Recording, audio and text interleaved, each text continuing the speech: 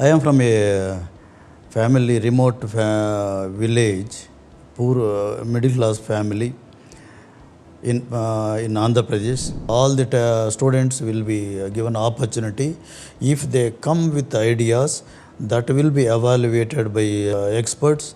That is the REVA NEST's purpose.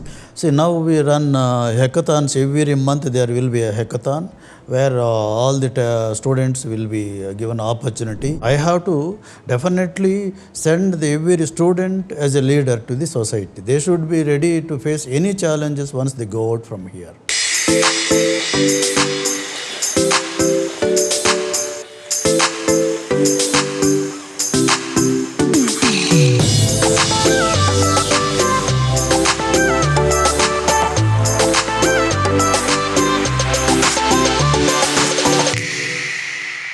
REVA University is a vibrant institution located in the heart of Bengaluru, a city known for its innovation, pleasant climate, and cosmopolitan culture.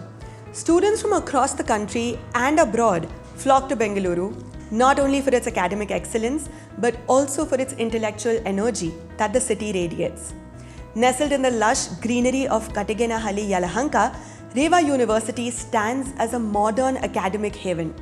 The campus brings together disciplines as diverse as engineering, technology, commerce, management, science, law, performing arts, design, agriculture, and even aerospace, all under one roof. This vision of multidisciplinary learning stems from the foresight of its founder, a leader who dared to dream big and turn that dream into a thriving reality.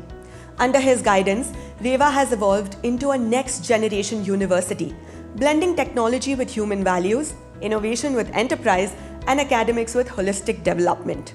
From the establishment of the REVA Research Center and REVA NEST to the Manodhara Center for Wellbeing, REVA is truly redefining what a modern Indian university stands for. We are privileged to have with us today Dr. P. Shyama Raju, the visionary founder Chancellor of REVA University, to discuss how REVA continues to shape the future of education and nurture the next generation of innovators and leaders. Today, to this interview, thank you so much for giving us your time and take us right to the start, when everything began. It is my pleasure having you here with me in the university. I hope I will be giving some information right from my childhood to till the Chancellor, how the REVA University emerged. I am from a family, remote village, poor middle class family in Andhra Pradesh.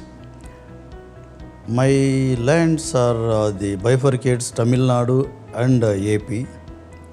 That is, I completed my BCom in TTD, that is in Tirupati. Came to Bangalore to join as a clerk in a bank. I didn't take appointment, that is 1973. I didn't take that job. I started contract work just as a piece work, that is estimated cost of 3,750 rupees as a contractor. Then I have grown as a contractor to the class one contractor. I have done some landmark projects in Bangalore itself. If you take city market, remodeling of city market, which was there pending for almost 30-40 years. We have established it as a commercial development developers, and if you name IBM, Google, Accenture, they are all Wells Fargo, you name. We have about 200 clients with us, and now we have completed more than 25 million square foot and leased out to companies like this. Meanwhile, in this process, I lost my wife in 2003 in an accident. Just before the 4 months, she was after me, let us start educationist. She was uneducated. That is why she wanted to start. She was very much interested. Then I told, no, we are not into that. Let us not venture into that because we don't have any touch with education. But I had the opportunity In 1990 itself, I could have started the Education Institute, but I did, because the Ramakrishna Kid's government was very close to us. And Education Minister, Mr. Dr. Jeev Rajola was my friend, childhood friend like.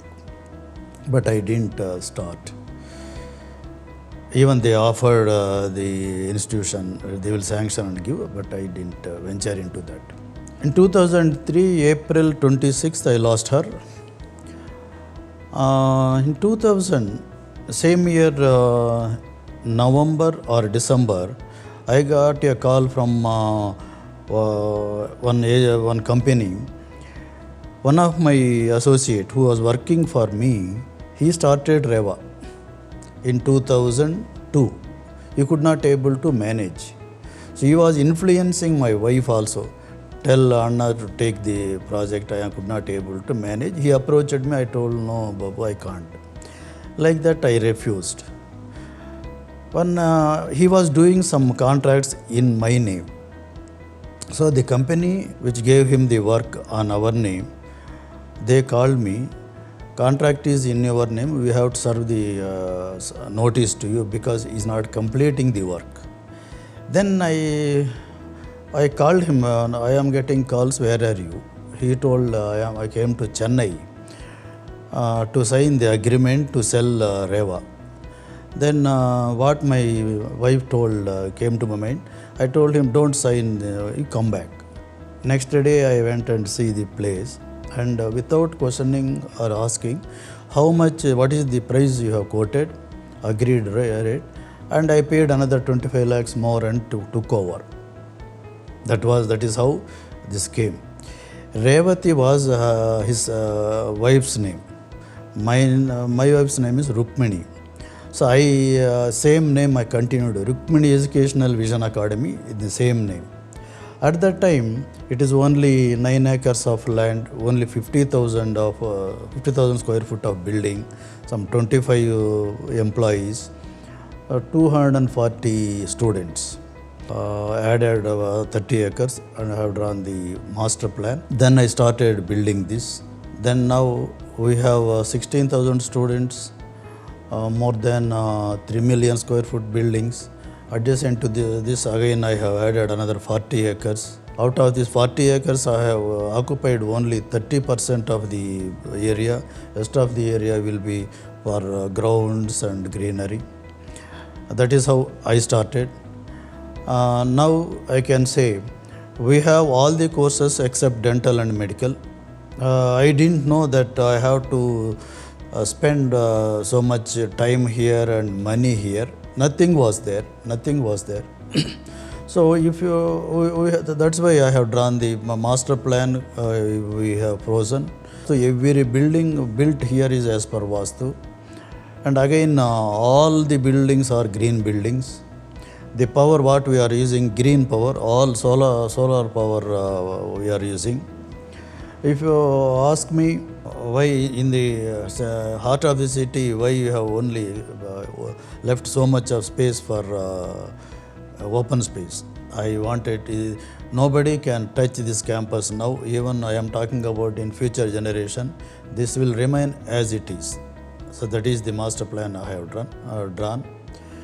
And coming to courses, yes, we have 85 plus courses. Out of that, I can say more than 40 courses in this are under loss-making courses. I am not bothered whether they are under loss or profit. I ventured into this education field to do something to society and fulfill my wife's dream. 100% we are for the students, we are for the society, and my children who are pursuing studies here should go out as real leaders, and they should be role models. I feel I speak on behalf of everyone when I say Rukmini ma'am lives on here, and we are all grateful to her in this temple of learning, in this temple of education. But like you said, you update every year. When people come, they say, oh, this is a new campus from what they saw last year, right? Every year there are new development, advancement. So this has become synonymous with REVA, educate to enterprise, right? But could you also share the vision of how it took shape, that it continues to guide your journey? And it's also India's multidisciplinary university. So there needs to be synergy, traditional courses, emerging fields like AI, design, agriculture. How do you manage that balance? I will continue where I stopped. That is what I am telling. Some force is driving me. I strongly believe after all these things, God directing, I am acting, that's all. Nothing, I will not plan anything. I will come to the campus. I don't prepare. I will just, for any meeting for that matter, I will not prepare and go. Even in the campus, I will go every day, rounds 1 hour. Whatever I see, whatever I feel like providing, I will provide. I will go and visit. I have visited all over the world a lot of universities. I will learn and come and introduce those things. At the same time, I will always say, REVA should be unique. We should be the number one. Whether we should do differently. Like that. That is what I am trying to say. I am a facilitator. Some force is driving. I am acting, that's all. That's why anything for that matter, we are ready to introduce whatever may be the cost also.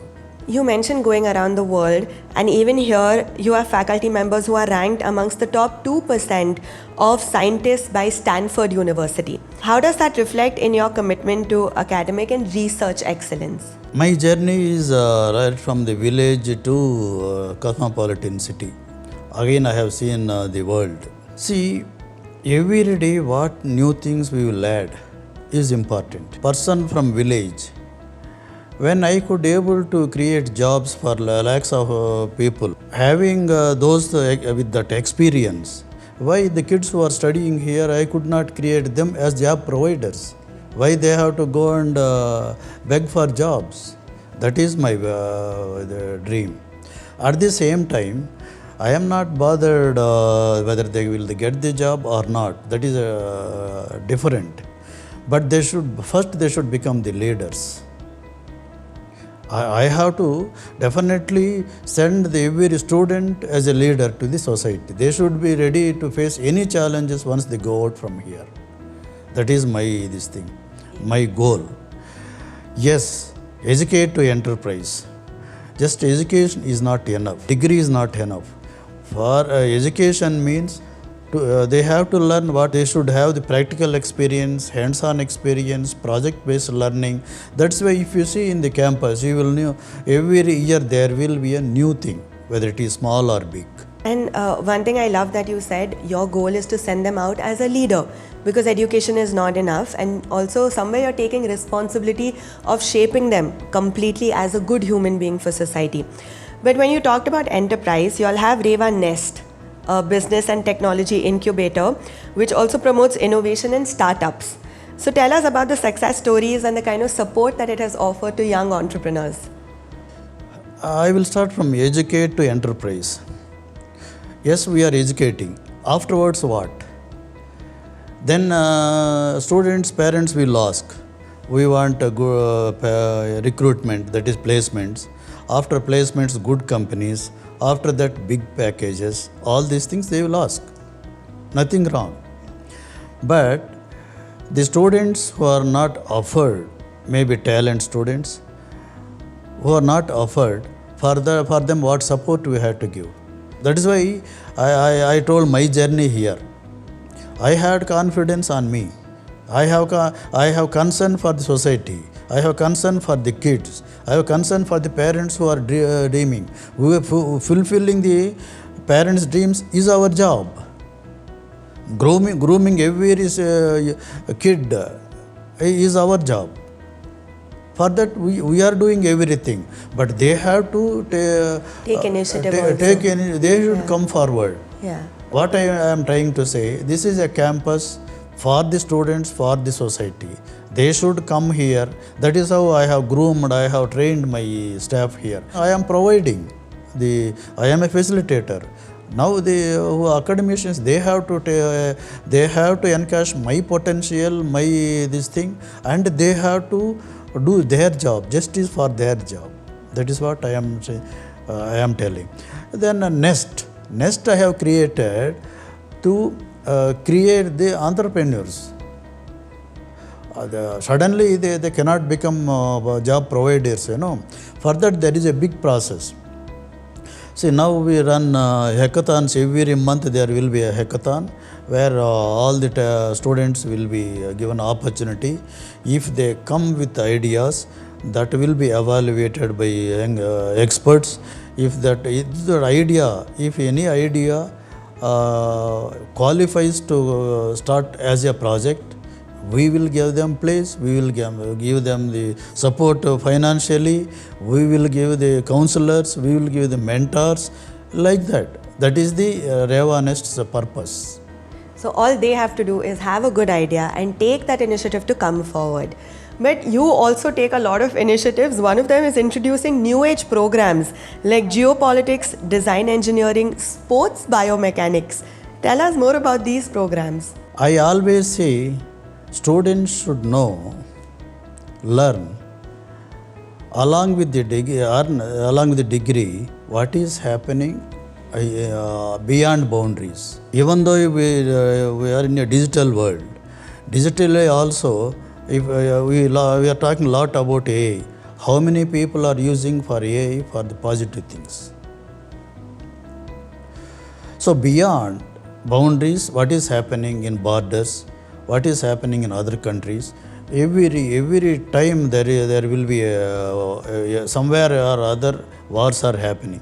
For example, 2 years back we did in India-Russia dialogue, track 2. Russian government top officers, they came here. We have organized with the permission of the government, Indian government. We took a lot of pain in there to get the permissions. Then here top defense people who worked in borders. I am talking about top defense people from from Air Force, Army, everything. They came as members for that panel members. 2 days that dialogue gone. Excellent. That is how. So what is happening through that? Now in geopolitics school, those things will come every day. They will prepare letters. What is happening? Newsletters. What is happening in the all over the world? They will create that books, and that will be the material for the students if they want to learn. That is geopolitics. They should know. I am giving that opportunity for all the students. You go and you should know what is happening in the world. That is one thing. Other thing, in the initial itself I told, see, degree is a paper. Other than what they learn, beyond degree what they learn, how we will groom them. We have to identify the students' aspiration. We does that every year. Once they take the admission, the day of inauguration, first job will be students have to write on their own handwriting what is their aspiration first day. That aspiration again second year, first day they have to write. Third year they have to write. First year in their own handwriting they have to write. There are about more than 25 questions there. How you found this place, why you have chosen this course, whether it is influence of your father, parents or relatives or friends, or you yourself decided. Again, what you want to become, why you joined in the course. By that the 25 questions. Again second year, we will take one more. By that time that will change. They will come up with, I wanted to do computer science, but my parents or relatives, somebody forced me to take civil engineering. There we will give the student opportunity. If there is any dropouts in that computer science, they can shift through merit. Suppose there are 2 vacancies, out of there are 10 aspirants. We will accommodate the 2 there, that opportunity. By the time third year, first day, again they have to write and give.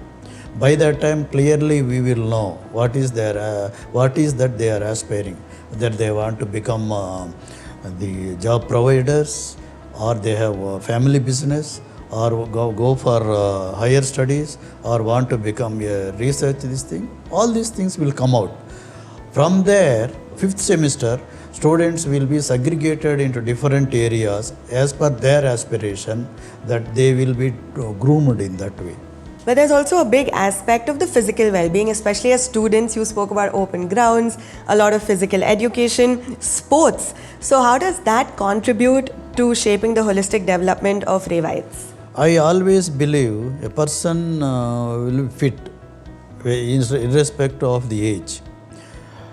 When we were youngsters, we used to be working in fields. That's why we will fit. Even in spite of that, I will bunk and go and play in the grounds whenever I get the chance. Here, we have created facilities here. If you go and see our gym, it will be almost in par with the 5-star hotel gym. We are not making money. We are under loss. We are running. Yes, that is for the students. No matter you provide. We have different gym also in the blocks. They can go and use treadmill, for example, like the minimum. And we are giving some seats at the PU level itself, taking only 1 rupee for sports students. We have big departments, sports, science. We have clubbed sports and science there, because most of the students will go and when playing they will hurt. Yeah. For that, without damaging, how you can, how do you have to handle that? That is how we have sports science course itself, that they will take care. I always encourage students, they should be, they have to pick up one sport, or you have to do some exercise, force. Even for staff, every year the physical department has to check their fitness every year. Entire staff, they have to go through that compulsory. If they are overweight, I will give some tolerance margin. Again, if it is repeated, they will lose the appraisals, they will lose points. For that, I have to be a role model. I have to maintain whether timings or health or fitness, whatever it may be. On campus, sustainability is a big word. You told me about how all the buildings are green buildings, and it's become an educational imperative now. So how do you maintain this green and sustainable campus identity? Sitting in the class under the at home fan in AC, or here sitting shadow of the tree on bench. Let them, you compare. At least 2% of marks they will get more if they study in a good environment. Greenery, nothing can replace greenery. True. I give a lot of importance for greenery, and my kids should enjoy that. When students leave their home and come stay here on campus, especially in the hostel, how do you ensure that it is secure, student-friendly, and they don't end up missing home too much? We will be adding a lot of features for the campus, and without compromising, I am provide each and everything in time. That is my job. And if you ask me facilities, yes, I can proudly say yes. We have the best facilities when compared to any top institutions, at least in the state. Hostels. We have 4,000 students accommodation here. Again, for male blocks and female blocks. Security and safety. I can assure that nothing can, no problem for security or safety. And separate hostels, separate compound for within the compound. One more compound is there for female students. In between male and female hostels, in middle staff quarters are there. We have excellent health center. Doctor is in the campus. Nurses are there. We have our own ambulance. We run health center. If any maximum everything will happen here, treatment will happen. If at all required, immediately they will shift through our ambulance within no time to the hospital. With God's grace, no, so far we didn't face any problem. And coming to the hostel rooms, we have done since we are developers, we know how to design. If the 3 or 4 students there in one room, all can use simultaneously. We have separate commode place, wash basin, and shower separately. All are attached. Not necessary they have to wait. They can save time like that. And coming to food, they will decide once in 15 year menu. They will decide. Centralized kitchen is there, and all are automated. And we never compromise in providing the food they want. Bringing so many students from diverse backgrounds, different parts of the country and even the globe, tell us about inclusivity. When they come here, what kind of initiatives are in place, like REVA Rise for scholastic excellence, to ensure that there are opportunities within reach for all the students who come from diverse socio-economic backgrounds as well? RISE, REVA Initiation for Scholastic Excellence. In that, we have about 25 to 30 items. That is, all are for scholarship items. Varieties of scholarships we are giving. It amounts to 15 to 20 crores per year. Merit scholarships. So then police people, they will get scholarship, reference scholarships, sibling scholarships, martyrs scholarships, single parent, downtrodden. There are like that 25 to 30 items are there in that. They can avail those things. They need not worry about whether funds will be available or not. Even I have announced study now, pay later. For that is also there. That is possible. We have arrangements for that. See, like this, A to Z we will provide if they come forward. And if they speak properly, if they have confidence on us, that is why I told my journey here. Now, looking at the journey so far, you told us about how you came from a village to then contractor to today being here. And now looking ahead, what aspirations do you have for REVA University as you continue to grow, and not just in India, but also globally, in alignment with your vision of transforming from education to enterprise? By 2030, REVA should find the place one among top 500 universities in the world. That is our goal. Now that is started this year. I told them, anything and everything I will provide. You have to do that. I am not talking about the number. I am talking about the achievements. I am talking about through that, how the society will be benefited. I want to see the kids who are studying here should go and work all over grab the place, opportunities all over the world. And by 2040, I should get I want to see, I will live, I am 78, I will live another 20 years, definitely to say, at least to see that. I want to hear like Sundar Pichaya, we are talking about, in that places by 20 to 40. That is the education I want to give, not that I want to make money or no. For that, I have a plan. What a vision, what goals. I think we can continue sitting here. You have so many stories which are so inspiring that you can tell us. Like you said earlier, how the journey from becoming contractor to developer is another story. So we can sit here all day long and exchange stories. But that, folks, was Dr. Raju for all of us. And I hope this was helpful for you. You take back all of this and use it in your life every day.